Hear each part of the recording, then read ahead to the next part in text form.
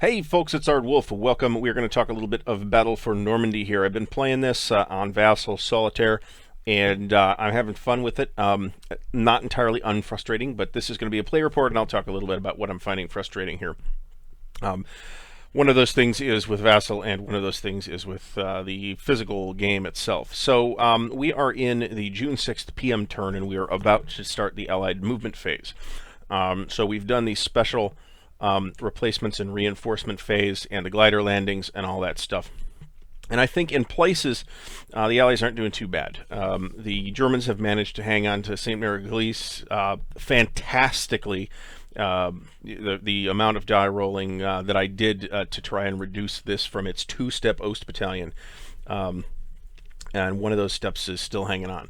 So one of my frustrations is actually with the die roller in Vassal. I think it is garbage. I think it gives garbage randomness. My physical die rolling prowess is not amazing.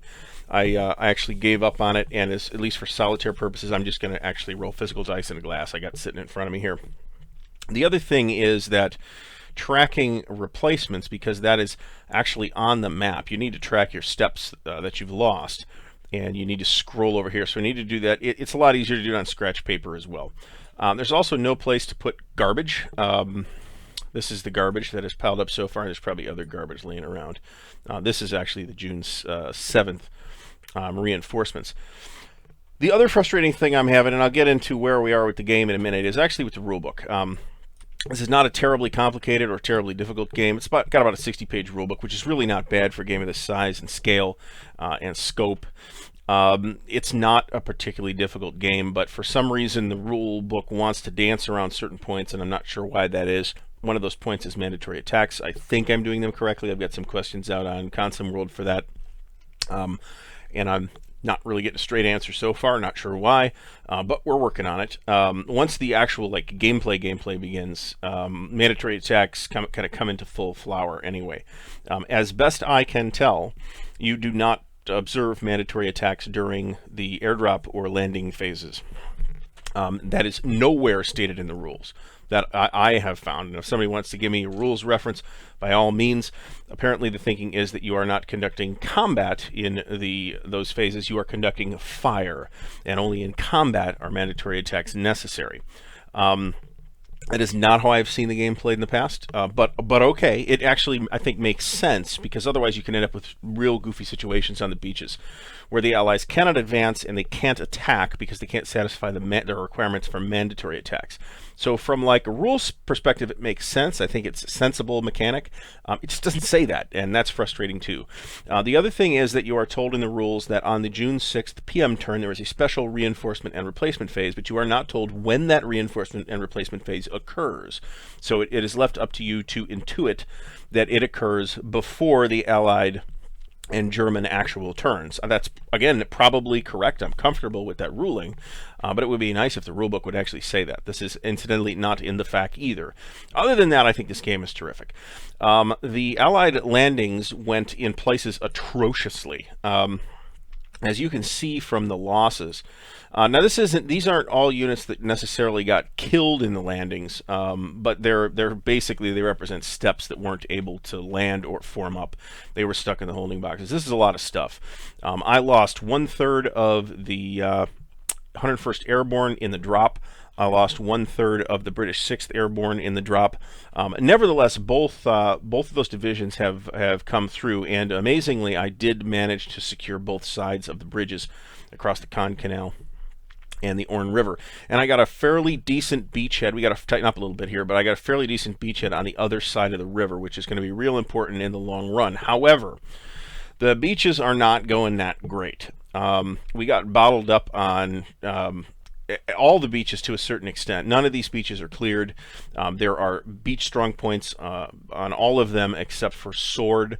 I think we can punch through here. Sword landed pretty cleanly. Actually, Sword was the cleanest beach, and I think the only one that didn't require me to push units off to eliminated units to rebuild later.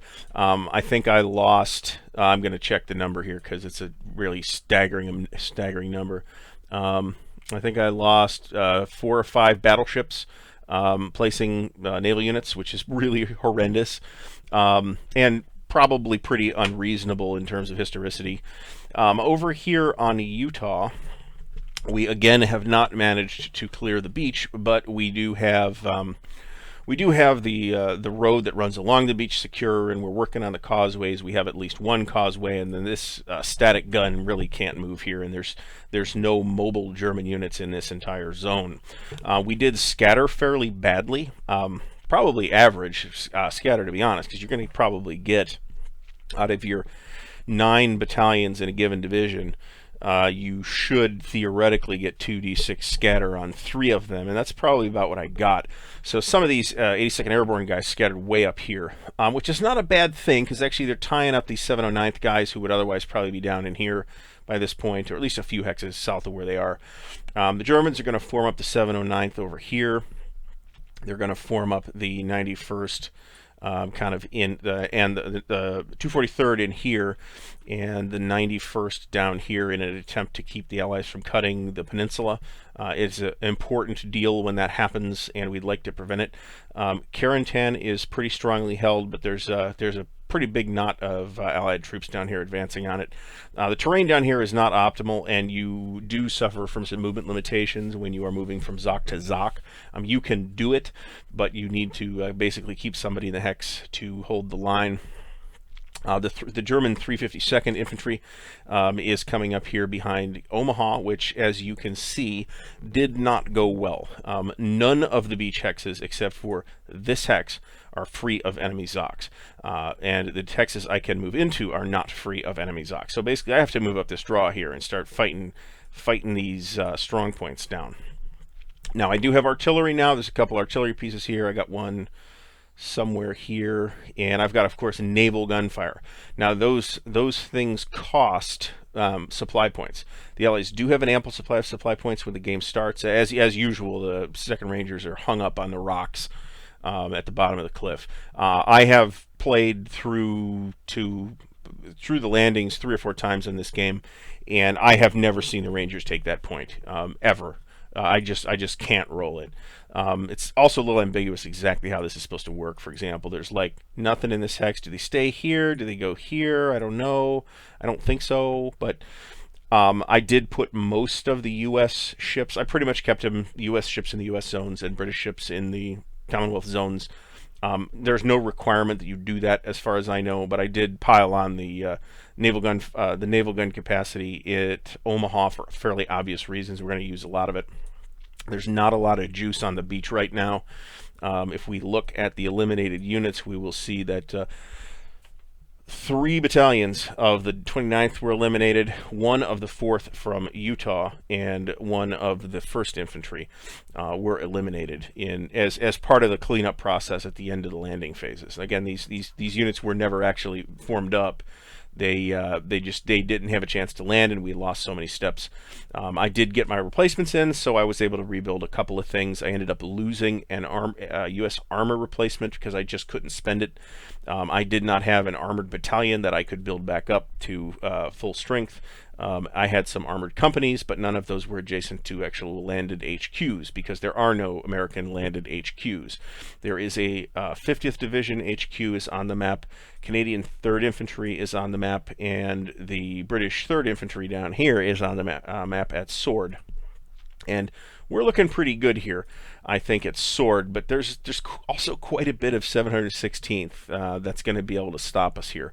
The Germans are going to count on these on this strong point. These static guns have a defense strength of 1, so they can be pretty readily eliminated in the actual combat system, as opposed to the fire combat system that you use in the invasion phase. So I hope to do another one of these. We'll see where this goes. This is, I want to say, the farthest. I'm not sure it's the farthest I've gotten, but I won't say I've made no mistakes here, but I have. But I didn't make anything totally catastrophic. There was an instance in the landing phases where I actually moved the Germans before I fired with the Allies, which was a mistake. But I didn't find that to be particularly irreparable, and I did make a couple of backup rolls for that. So the German 711th did manage to get forward. These bridges got blown. That's a special rule. No actual Allied units do that. So we'll see where this goes. I would like to do another little rundown of where I'm at here in, say, at the end of June 7th, or at least at the end of June 9th, which is when the first victory check occurs. It is possible for the Allies to lose the game at that point if they do not control enough victory point locations. Those aren't marked on the map, but they're on the back of the playbook. So I'm going to have to keep track of that. I don't think it's going to be really difficult for me to accumulate 5 victory points. I mean, St. Mary-Galise is worth 1, and if I can't take that by June 9th, then we're hosed anyway. So we'll see where this goes. Thanks for watching. We'll see you next time. Stay tuned. I do hope to get more actual content up on the channel as soon as possible.